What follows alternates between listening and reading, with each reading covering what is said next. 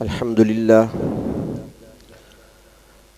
لله الذي أنزل على عبده الكتاب ولم يجعل له عوجا تبارك الذي جعل في السماء بروجا وجعل فيها سراجا وقمرا منيرا وأشهد أن لا إله إلا الله وحده لا شريك له وأشهد أن سيدنا ومولانا محمدًا عبده ورسوله أما بعد فأعوذ بالله من الشيطان الرجيم بسم الله الرحمن الرحيم ومن يتق الله يجعل له مخرجا ويرزقه من حيث لا يحتسب صدق الله مولانا العظيم مولاي صل وسلم دائما أبدا على حبيبك خير الخلق كلهم. قابل احترام بزرگوں اور عزیز دوستو، گزشتہ جمعہ سورۃ طلاق کی اس آیت پہ کچھ عرض کیا تھا. اس کا پہلا حصہ وَمَن يَتَّقِ اللَّهَ، اور جو تقوی اختیار کرتا ہے، جو اللہ تبارک و تعالی کا خوف اختیار کر لیتا ہے، تو فرمایا کہ یجعل لہ مخرجا، اللہ تبارک و تعالی اس کے لیے مصائب سے، مشکلات سے، پریشانیوں سے، آزمائشوں سے، تنگی سے نکلنے کا راستہ بنا دیتے ہیں. یہ نہیں کہ پریشانی نہیں آئے گی یا کوئی مصیبت نہیں آئے گی. یہ دنیا تو مصائب و آلام ہی کی جگہ ہے، اور ہر ایک کی پریشانی مختلف ہوا کرتی ہے. ہر انسان یہ سمجھتا ہے کہ صرف میں ہی پریشان ہوں، مجھ پر ہی کوئی مصیبت یا آزمائش آئی ہے، باقی لوگوں پر کیوں نہیں آتی.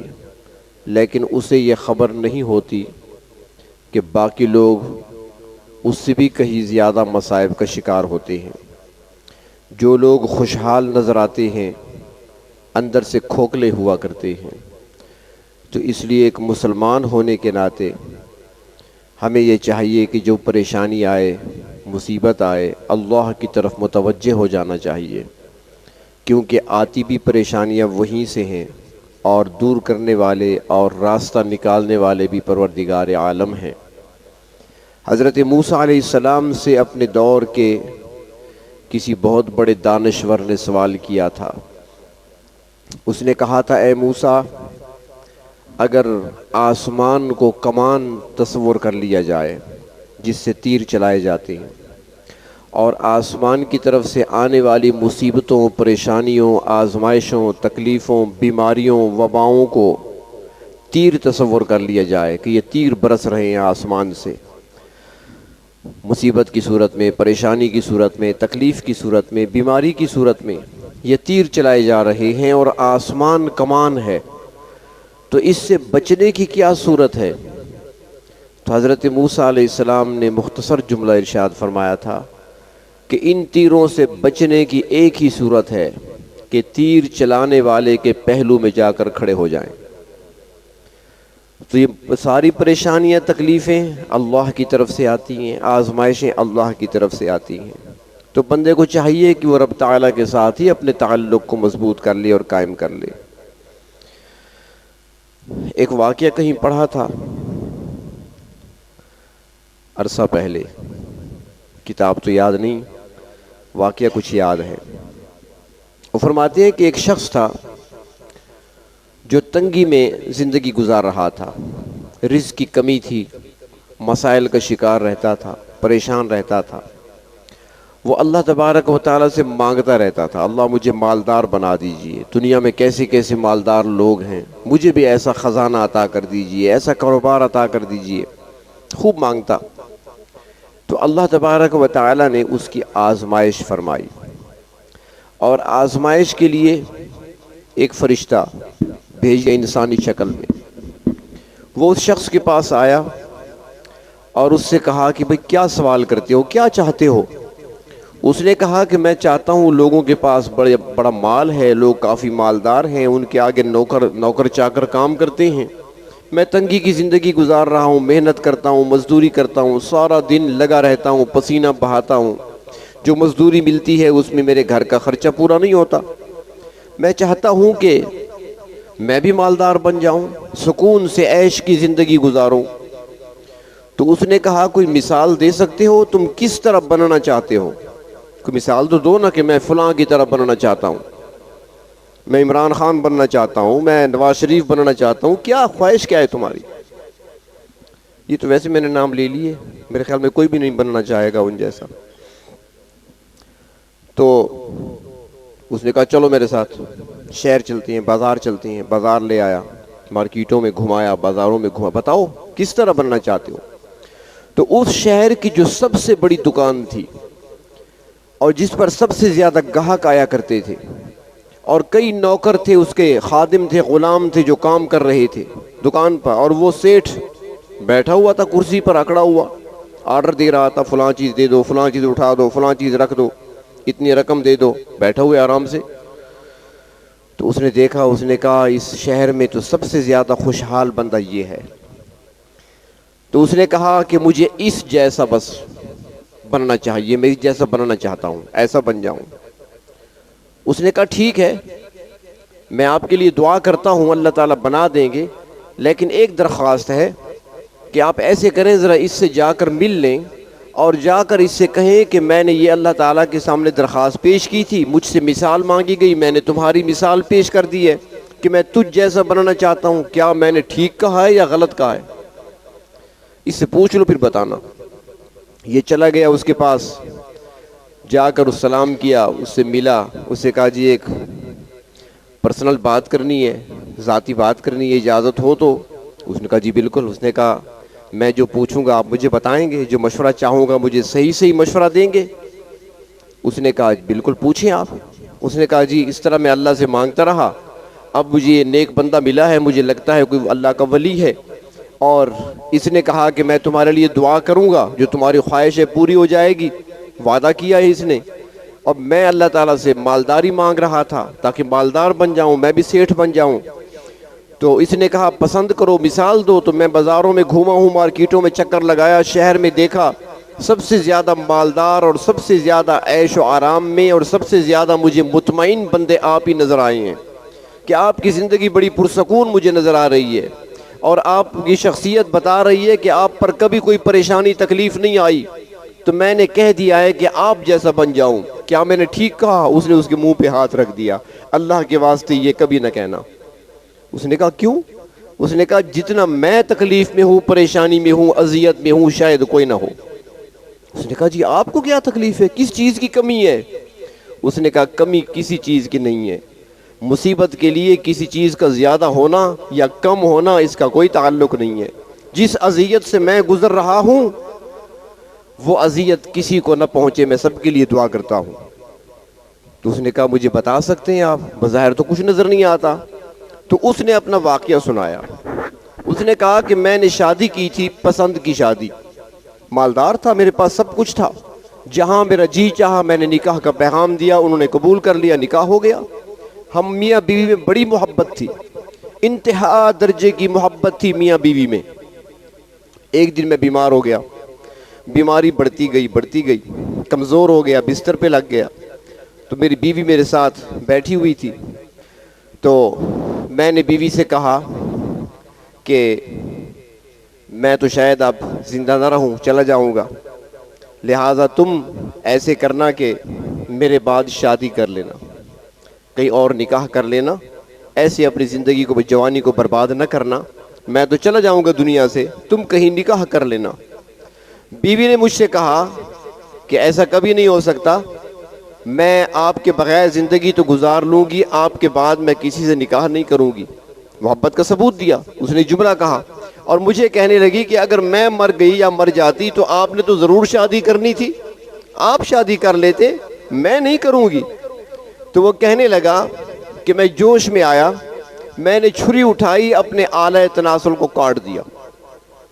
میں نے کہا دیکھ لو، اب جب یہ رہے گا نہیں تو میں شادی کس سے کروں گا؟ اب تو میں شادی کے قابل نہیں رہا، میرا تو خیال تھا میں چند دن میں مر جاؤں گا، وہ تو مرا نہیں، میں ٹھیک ہو گیا ہوں، اب میں جوان بھی ہوں، ٹھیک بھی ہو گیا ہوں، اب وہ بیوی میری ہے، تعلقات کہیں اور ہیں، میں روک بھی نہیں سکتا، میرے اختیار میں نہیں ہے، بتاؤ کہ مجھ سے زیادہ اذیت میں کون ہو سکتا ہے؟ مجھ سے زیادہ مصیبت میں کون ہو سکتا ہے؟ تو پھر اس شخص نے کہا کہ رضیت باللہ ربا، میں اپنے رب پہ بھی راضی ہوں، اسے رب مان کر بھی راضی ہوں، جس حال پر میرے رب نے مجھے رکھا ہے میں راضی ہوں، بس یہ تکلیف میری قابل برداشت ہے، اس کی تکلیف مجھ سے برداشت نہیں ہو سکے گی۔ تو آج ہمارا یہ حال ہے، ہم دوسرے کو دیکھتے ہیں سارے خوشحال ہیں، میں پریشانی میں ہوں، بھئی وہ آپ سے زیادہ پریشان ہو سکتے ہیں، ان کی مصیبت تکلیف آپ سے زیادہ ہو سکتی ہے، ان کی طرف نہ دیکھیں، اس ذات کی طرف دیکھیں جس کی طرف سے پریشانی آتی ہے۔ تو اللہ تبارک و تعالیٰ فرماتے ہیں من یتق اللہ، جو تقوی اختیار کرتا ہے، پہلا نقد انعام تو یہ ملتا ہے دنیا میں کہ یجعل لہ مخرجا، اگر پریشانی آ گئی، تکلیف آ گئی، مصیبت آ گئی تو اللہ تبارک و تعالیٰ اس سے نکلنے کا راستہ بنا دیتے ہیں، وہ نکل جاتا ہے، مصیبت سے، پریشانی سے نکل جاتا ہے۔ اور دوسرا فرمایا کہ جو تقوی اختیار کرتا ہے، فرمایا وَيَرْزُقْهُ مِنْ حَيْثُ لَا يَحْتَسِبْ، اللہ تبارک و تعالیٰ اس کو روزی دیتے ہیں۔ کیسے دیتے ہیں؟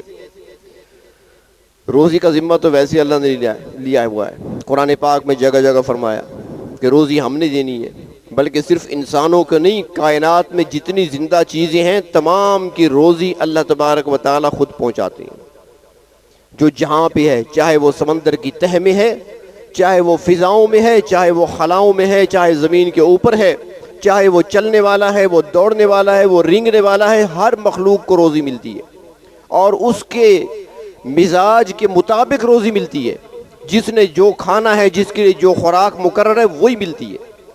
کوئی بھی ایسی چیز نہیں ہے زندہ، ذی روح، جاندار، جس کی روزی اللہ کے ذمہ نہ ہو۔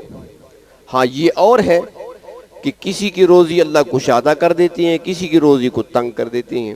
اب اس میں اللہ تبارک و تعالیٰ کی اپنی حکمتیں پوشیدہ ہیں، اور ان حکمتوں کو کوئی نہیں جانتا، اللہ تعالیٰ تو بہتر جانتے ہیں۔ اگر اس کو روزی کم دی گئی تو یہ گمراہی کے راستے پر چلے گا، اس کے پاس زیادہ روزی کا ہونا ہی ٹھیک ہے، اور کسی کے لیے کم کر دیتے ہیں کہ اس کے لیے کمی ہی بہتر ہے، اگر اس کی زیادہ کر دی گئی تو پھر وہ اللہ کی نافرمانی پہ اتر آ جائے گا، پھر وہ خرچ وہاں کرے گا جہاں پر اسے نہیں کرنا چاہیے تھا۔ تو اللہ تبارک و تعالیٰ مصلحت کو دیکھتے ہیں اور اپنی حکمت کے تحت کسی کو زیادہ کسی کو کم عطا فرماتے ہیں۔ ہاں لیکن ساتھ ایک اور بھی عرض کروں، اکثر لوگ یہ شکوہ کرتے ہیں نا کہ بھئی روزی میں برکت نہیں رہی، روزی میں برکت نہیں ہے، کماتے ہیں پتہ نہیں کہاں چلا جاتا ہے، روزی تھوڑی ہے ہماری، لیکن ہم نے وہ اسباب اختیار نہیں کی جو روزی کے اندر برکت لانے والے ہیں، جو روزی کو بڑھانے والے ہیں، وہ اسباب اختیار نہیں کرتے۔ ایک حدیث شریف میں آتا ہے کہ جب صبح کو سورج طلوع ہوتا ہے، دو فرشتے آتے ہیں۔ جب صبح کو سورج طلوع ہوتا ہے، یہ وہ وقت ہے جب رزق تقسیم ہوتا ہے، اور سارے آپ ماشاءاللہ اس وقت سو رہے ہوتے ہیں، اس وقت سارے سو رہے ہوتے ہیں اکثریت، اور کبھی مسلمانوں کے گھروں سے اس وقت تلاوت کی آوازیں آیا کرتی تھی، آج وہ آوازیں نہیں آتی، آج خراٹوں کی آوازیں آتی ہیں، اے سی چلایا اور سو گئے، سردیاں آئیں تو ہیٹر لگایا اور سو گئے، 9 بجے اٹھنا، یہ مسلمان کی شان نہیں ہے۔ یہی وقت ہے برکتیں حاصل کرنے کا جو آپ نے ضائع کر دیا، اور پھر پریشان ہوتے ہیں۔ تو فرمایا کہ جب سورج طلوع ہوتا ہے، دو فرشتے ساتھ آتے ہیں اللہ کے حکم سے، ایک فرشتہ آ کر دعا کے لیے ہاتھ اٹھاتا ہے، فرشتہ دعا کرتا ہے، اے اللہ جو آپ کے راستے میں خرچ کرنے والے ہیں ان کے رزق میں اضافہ فرما، جو خرچ کرنے والے ہیں ان کے رزق میں برکتیں عطا فرما، فرشتہ دعا کرتا ہے۔ دوسرا ہاتھ اٹھاتا ہے، اے اللہ جو آپ کے راستے میں خرچ نہیں کرتے اس کے مال کو ضائع کر دے، برکت اٹھا لے اس سے۔ اب بتائیں، ہر بندہ سوچے میں نے دعا میں سے کتنا حصہ لیا ہے، بد دعا میں سے کتنا لیا۔ مدرسے والے آ جائیں تو ہمارے پیشانی پر بل پڑ جاتے ہیں، یہ کہاں سے آ گئے، دور سے دیکھ کر یا تو دکاندار دکان سے اٹھ جاتے ہیں کہ وہ آ رہا ہے پھر چندہ لینے کے لیے، یہ ساتھ والی دکان پہ چلا جائے گا۔ اللہ کا شکر ادا کریں، میں کہا کرتا ہوں اللہ کا شکر ادا کریں۔ اللہ تبارک و تعالیٰ کا احسان ہے، جتنا بھی شکر ادا کریں کم ہے۔ خرچ کرنے کا حکم ہمیں ملا ہے، قرآن حکیم میں جگہ جگہ فرمایا انفقوا انفقوا، خرچ کرو خرچ کرو، اللہ کے راستے میں خرچ کرو۔ یا ایھا الذین انفقوا مما رزقناکم من قبل ان یأتیکم، اس سے پہلے خرچ کر لو کہ وہ قیامت کا دن تمہارے پاس آ جائے، پھر خرچ نہیں کر سکو گے، پھر وہاں پر کوئی چیز کام نہیں آئے گی۔ تو خرچ ہم نے کرنا تھا، اور جب خرچ ہم نے کرنا تھا، ذمہ داری ہماری تھی، تو ہم نے جا کر تلاش کرنا تھا کہ کس کو دیں، کہاں دیں، ہماری ذمہ داری تھی نا، ہم نہیں خرچ کرنا تھا، اللہ نے حکم ہمیں دیا ہے۔ یہ اللہ کا کتنا احسان ہے کہ میرے بندوں کے پاس وقت نہیں ہے، یہ تلاش نہیں کر سکتے، جا نہیں سکتے، اللہ نے ہمارے پاس ان کو بھیج دیا کہ اب تو خرچ کرو، ہم ان سے چھپ رہے ہیں۔ تو اس لیے مدارس ہوں یا پھر آپ کے پڑوس میں رہنے والے رشتہ داروں میں آپ کے غرباء، مساکین، آپ کے پڑوسی یا رشتہ دار، ان پہ خرچ کریں۔ اور خرچ کے لیے کوئی شرط نہیں رکھی گئی کہ 1000 روپے سے کم نہیں ہونا چاہیے، کوئی شرط نہیں ہے، آپ 10 روپے بھی دے سکتے ہیں، آپ کسی یتیم بچے کے ہاتھ پر 10 روپے رکھ سکتے ہیں، آپ آسانی سے 50 روپے بھی دے سکتے ہیں۔ تو جو تھوڑا بہت کرے گا اللہ کے راستے میں دے گا، تو اس سے رزق کے اندر برکت آتی ہے۔ آج یہ ذریعہ ہم نے چھوڑ دیا ہے، یہ وہ ذرائع ہیں، وہ اسباب ہیں جو روزی کو کھینچ کر لانے والے ہیں، رزق کے اندر برکت ڈالنے والے اسباب ہیں۔ تو فرمایا اللہ تبارک و تعالیٰ نے کہ جو تقوی اختیار کرتا ہے اس کو ہم روزی دیتے ہیں۔ اللہ کیسے ملتی ہے؟ فرمایا من حیث لا یحتسب، ایسے طرف سے روزی دیتے ہیں کہ اسے گمان ہی نہیں ہوتا۔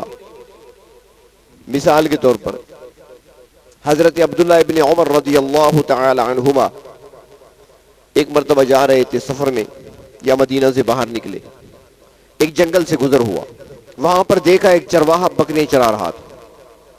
تو آپ نے سوچا کہ آج ذرا اس کا امتحان ہو جائے، ذرا اس کی آزمائش کر لیں چرواہے کی، مسلمان تو ہے، شکل و صورت بتا رہی ہے۔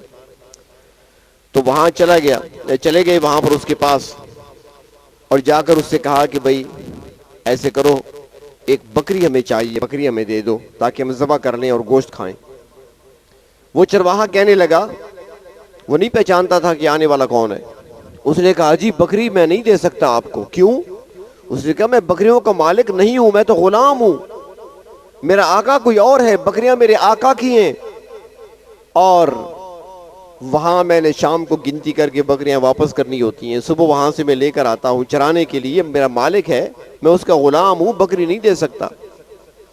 حضرت ابن عمر رضی اللہ تعالی عنہما فرمانے لگے ایسے ہے کہ میں بکری کی قیمت دے دیتا ہوں، قیمت اپنے پاس رکھ لو، تمہارے کام آئے گی، پیسے تمہارے ہو گئے، بکری ذبح کرتے ہیں، گوشت جو کھائیں گے تم بھی ساتھ کھا لینا، اکٹھے مل کر کھا لیں گے، تمہیں قیمت مل جائے گی، اور شام کو جب جاؤ گے تو بکریوں میں سے ایک بکری کم ہوگی، کوئی بھیڑیا کھا گیا، جنگل میں بھیڑیے ہوتی ہیں اکثر بکریوں کو اچک لیتی ہیں، تو آپ کہہ سکتے ہو کہ بھیڑیا کھا گیا ہے، پیسے بھی مل گئے، جیب خرچ بھی مل گیا، اور بکری کا گوشت بھی کھا لو گے، مسئلہ بھی کوئی نہیں بنے گا، مالک بھی کچھ نہیں کہہ سکے گا، وہ دلیل تو نہیں مانگے گا کس رنگ کا بھیڑیا تھا، کس شکل کا بھیڑیا تھا، وہ کس طرف گیا تھا، وہ تو نہیں پوچھے گا، بھیڑیا کھا گیا تو کھا گیا۔ جب اس نے سنا چرواہے نے، تو وہ تھا تو چرواہا لیکن تقویٰ تھا۔ تقویٰ کہاں پہ ہوتا ہے؟ لباس میں نہیں ہوتا۔ یہ ہم نے جو بنائے ہوئے ہیں لباس ہے، یہ صورت ہے متقیوں کی، یہ شکل و صورت ہے متقیوں کی، یہ تقویٰ نہیں ہے۔ لباس میں، شکل و صورت میں تقویٰ نہیں ہوتا۔ اللہ کے محبوب صلی اللہ علیہ وسلم نے فرمایا تھا صحابہ کرام کے سامنے جب تقویٰ کا ذکر ہوا، آپ نے 3 بار فرمایا التقویٰ ہا ہونا، التقویٰ ہا ہونا، تقویٰ یہاں پہ ہوتا ہے، دل کے اندر تقویٰ ہوتا ہے، یہ ظاہری چیز نہیں ہے، باطنی چیز ہے۔ ظاہراً تو آپ نیکی کرتے رہیں گے، لیکن جب آپ خلوت میں جاتے ہیں، تنہائی میں ہوتے ہیں، وہاں کیا کرتے ہیں وہ تو صرف اللہ ہی دیکھتے ہیں نا، وہ تو اور کوئی نہیں دیکھتا۔ باہر میں جو کہوں گا، جو کروں گا، جو بات ہوگی، جو میرا عمل ہوگا، جو کام ہوگا، کردار ہوگا، وہ تو آپ کے سامنے ہوگا، لیکن میری تنہائی کی گھڑیاں وہ تو میرا رب جانتے ہیں، وہ ان کے سامنے ہوتی ہیں۔ تو اس لیے تقویٰ وہ ہے کہ جو جلوت میں بھی ہو، خلوت میں بھی ہو، لوگوں کے سامنے بھی اللہ کا خوف ہو اور جب تنہائی کی گھڑیاں ملیں تو وہاں پر بھی اللہ کا خوف طاری ہو اس پر. تو تقوی دل کے اندر ہے. تو وہ چرواہا اس کے اندر تقوی تھا. اس نے فوراً ابن عمر رضی اللہ تعالی عنہما کی خدمت میں عرض کیا بڑی حیرانگی کے ساتھ کہ آپ کہتے ہیں کہ قیمت لے لو اور بکری ذبح کر کے کھا لیں گے, مالک کو کہنا بھیڑیا کھا گیا. تو میں آپ سے پوچھتا ہوں فَأَيْنَ اللَّهُ, پھر اللہ کہاں ہے؟ مالک تو میرا نہیں دیکھ رہا, میرے مالک کو تو پتہ نہیں ہوگا کہ بھیڑیا کھا گیا یا اس نے بیچی ہے, لیکن اللہ کہاں ہے؟ یعنی اللہ تو دیکھ رہے ہیں نا, ان سے کیسے بچاؤں گا اپنے آپ کو؟ ابن عمر سمجھ گئے کہ یہ متقی جوان ہے چرواہا, غلام ہے, لیکن اندر تقوی بھرا ہوا ہے. حضرت عبداللہ ابن عمر رضی اللہ تعالی عنہما اس کے مالک کے پاس پہنچتے ہیں اور جا کر کہتے ہیں کہ یہ غلام تمہارا جو بکریاں چرانے گیا ہوا ہے اس کی کیا قیمت ہے, میں خریدنا چاہتا ہوں. اس نے کہا یہ تو بڑی بھاری رقم دے کر میں نے خریدا تھا اپنے لیے, بڑا خدمتگار ہے, بڑا باوفا ہے, بڑا اچھا متقی ہے, میں تو نہیں بیچنا چاہتا اسے, بڑی خدمت کرنے والا ہے. لیکن ابن عمر کہتے ہیں کہ میں عمر بن خطاب کا بیٹا ہوں عبداللہ, میں آپ کے پاس آیا ہوں, آپ کی مہربانی ہوگی, قیمت بتائیں میں آپ کو دوں گا, یہ غلام میرے ہاتھ بیچ دیں. وہ راضی ہو گیا, اس نے کہا ٹھیک ہے اتنی قیمت دے دیں. جب طے ہو گیا معاملہ تو حضرت ابن عمر فرماتی ہیں اچھا بکریوں کی کیا قیمت ہے, بکریوں کی قیمت بتاؤ. اس نے کہا وہ کیا کرو گے؟ اس نے کہا میں وہ بھی خریدنا چاہتا ہوں. چنانچہ بکریوں کی قیمت بھی طے ہو گئی, بکریاں بھی خرید لیں, غلام بھی خرید لیا.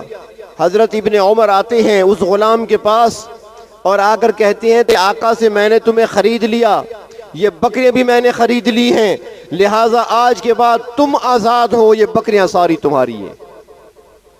تقوی کا انعام کیا ملا؟ من حیث لا یحتسب, اللہ ایسی طرف سے دیتے ہیں گمان ہی نہیں ہوتا. ایک غلام یہ سوچ بھی نہیں سکتا کہ مجھے کبھی آزادی مل جائے گی, وہ سوچ بھی نہیں سکتا تھا, اور یہ تو اس کے تصور میں بھی نہیں تھا کہ میں کبھی بکریوں کا مالک بھی بن سکتا ہوں. زندگی غلامی میں گزاری تھی, تو اللہ نے ایسے طرف سے اسباب بنائے جہاں سے کوئی گمان ہی نہیں تھا, امکان ہی نہیں تھا. تو یہی فرمایا کہ جو تقوی اختیار کرتا ہے وَيَرْزُقْهُ مِنْ حَيْثُ لَا يَحْتَسِبُ, ایسی طرف سے روزی دیتے ہیں جہاں سے گمان ہی نہیں ہوتا. انعام کتنا بڑا. حضرت فاروق اعظم رضی اللہ تعالی عنہ اپنے دور میں گلیوں میں گشت کیا کرتے تھے. درہ ہاتھ میں ہوتا تھا, اپنا غلام ساتھ ہوتا تھا اسلم, وہ ان کے ساتھ ہوتا تھا. گشت کیا کرتے تھے, کبھی ظلم نہیں کیا تھا کسی پر, عدل و انصاف تھا ہر طرف, کوئی خطرہ ہی نہیں تھا. رات کو تنہا گھوم رہے ہیں ساری رات. آج کے حکمرانوں سے کہیں ذرا گھوم کے دکھائیں, ہیں پٹرول کا اعلان ہو گیا ہے, آپ ذرا گھوم کے دکھائیں. تو باہر طور انہوں نے انصاف کیا تھا, عدل کیا تھا, ہر گھر تک اور ہر در تک انصاف پہنچایا تھا, اس لیے انہیں کوئی خطرہ نہیں تھا. باہر سے ایک شخص آیا تھا ملنے کے لیے, کسی ملک کا باشندہ تھا اور وہاں کا نمائندہ بن کر آیا تھا. جب وہ مدینہ طیبہ پہنچا تو اس کے تصور میں تھا, خیال میں تھا کہ اتنی بڑی سلطنت کا حکمران ہے, 22 لاکھ مربع میل پر جس کی حکومت ہے, وہ عمر, نہ معلوم کیسا روب ہوگا, کیسا دبدبہ ہوگا, کیسا بنگلہ ہوگا, کیسی کوٹھی ہوگی, کتنے پہرے دار کھڑے ہوں گے, نہ معلوم میں کیسے ملوں گا, پیغام کیسے وہاں تک پہنچاؤں گا, بات کیسے کروں گا. وہ تصورات کی دنیا میں سوچتا ہوا مدینے پہنچا. پوچھتے پوچھتے بھی مرکز کہاں ہے؟ انہوں نے کہا مسجد چلے جاؤ. مسجد نبوی ہی مرکز تھا, وہاں پہ پہنچ گیا. پتہ کیا, انہوں نے کہا یہاں تو نہیں ہے, فلاں جگہ ان کا گھر ہے, وہاں چلے جاؤ. اب تصور میں تھا پتہ نہیں کتنی بڑی کوٹھی ہوگی. اس نے بادشاہوں کے دربار دیکھے تھے, اس نے سرداروں کے محل دیکھے تھے. جب وہاں آیا تو دیکھا ٹاٹ کا پردہ لٹکا ہوا ہے, چھوٹا سا مکان ہے, کچی دیواریں ہیں. کہا یہ ہمارے خلیفۃ المسلمین کا مکان ہے. مزید حیرت ہوئی, معلوم کیا تو انہوں نے کہا جی گھر میں تو نہیں ہے, وہ جب تھک جاتے ہیں تو پھر شہر سے باہر چلے جاتے ہیں. تو کسی نے کہا کہ میں نے فلاں طرف ان کو جاتے ہوئے دیکھا تھا, اس طرف چلے جاؤ, راستے میں کہیں مل جائیں گے. جب یہ آگے بڑھا تو دیکھا ایک درخت کے نیچے,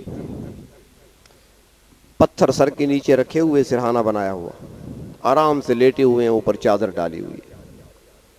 وہ شخص آیا اور کھڑا ہو گیا اور کہنے لگا یا عمر, عدلتا فامنتا، آپ نے عدل کیا ہے تو امن پایا ہے۔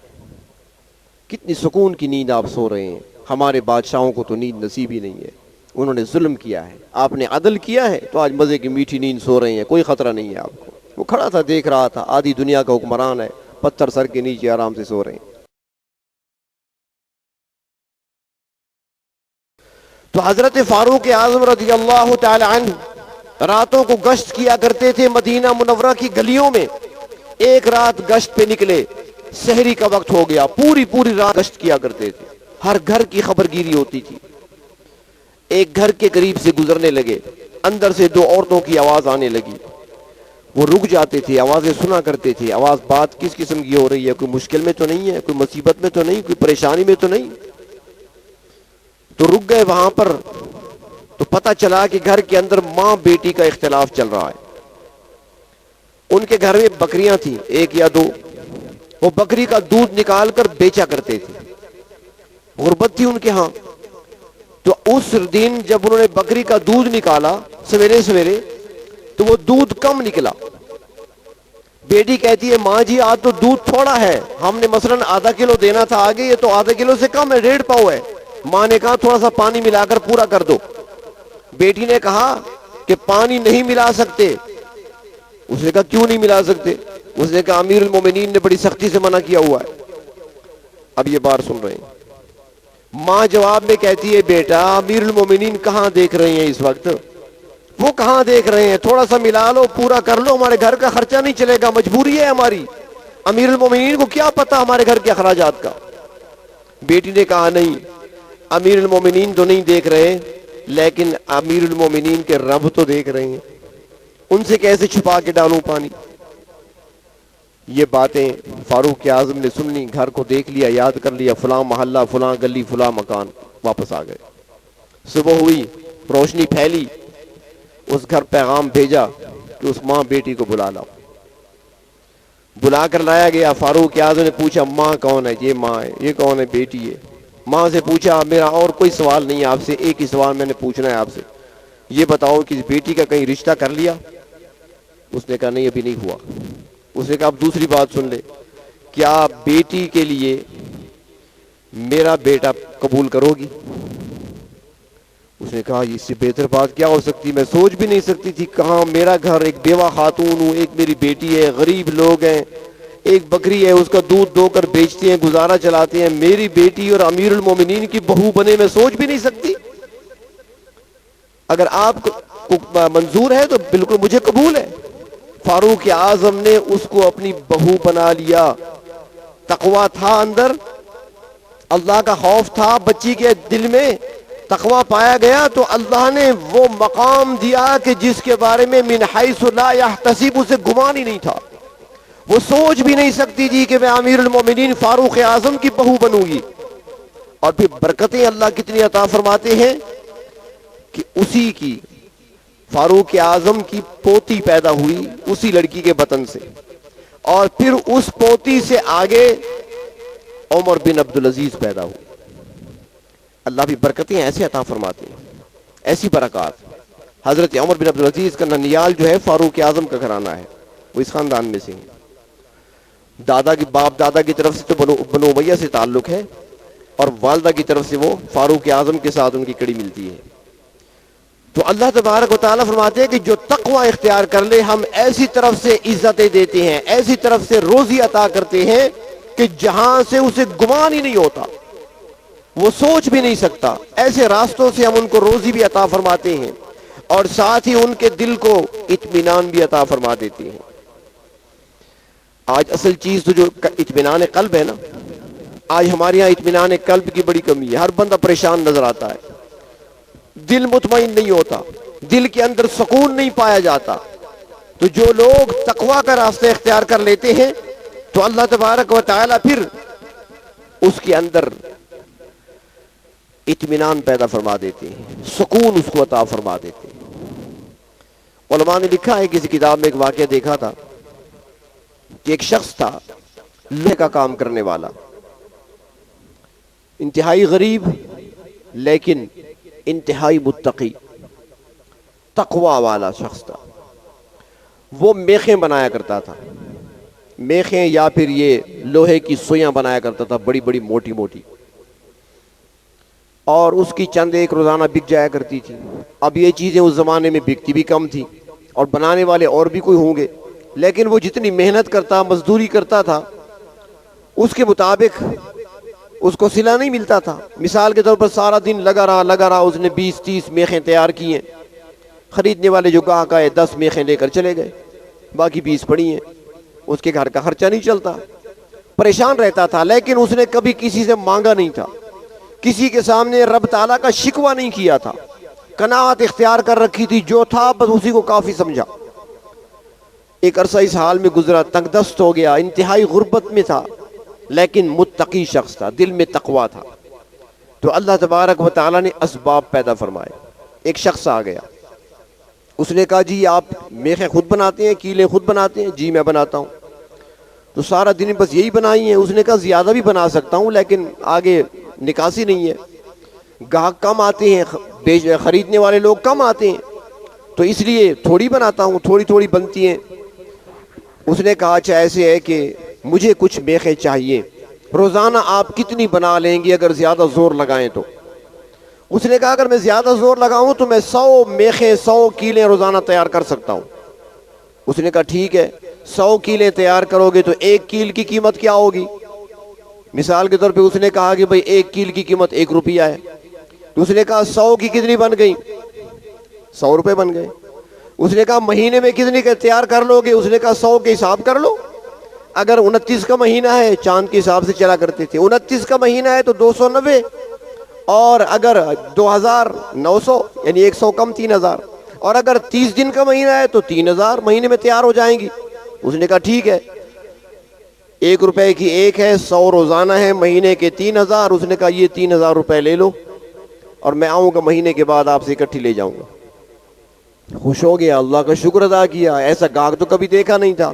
1 مہینہ چلا، وہ مہینہ ہوا، وہ شخص آیا، میخیں تیار ہیں جی، وہ لے گیا، اگلے پیسے دے گئے ایڈوانس۔